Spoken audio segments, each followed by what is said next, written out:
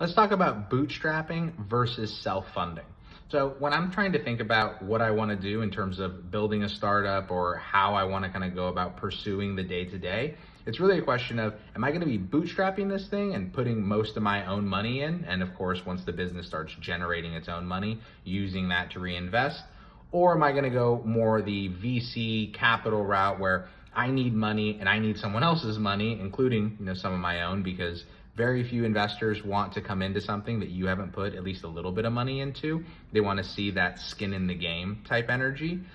Besides that, it's really if I really need the investment. So for example, if what I'm trying to build is super high on the CapEx side, lots of investment, I'm building an aerospace thing, I'm building this big healthcare thing. These are things that of course can require more capital inherently.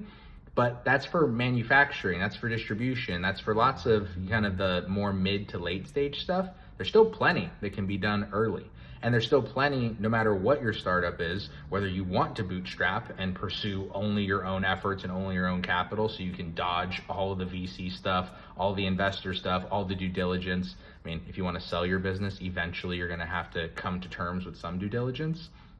But besides that, it's really do you want that outside funding? Do you want to utilize other people's money? It's not a bad thing, but it's a question of if that's something that you do want to do and that's something that you think is going to be additive to your business, it's about understanding the game that you're going to be playing.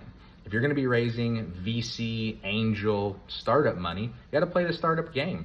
Startup game's all about validation and leads and conversations and network. Yeah, it's not just you can't go to networking events all day and get your business built and accomplish all these things, but you can definitely use a lot of the evenings when you're not building your startup to meet people and engage and learn and grow and find network and find community that may want to invest.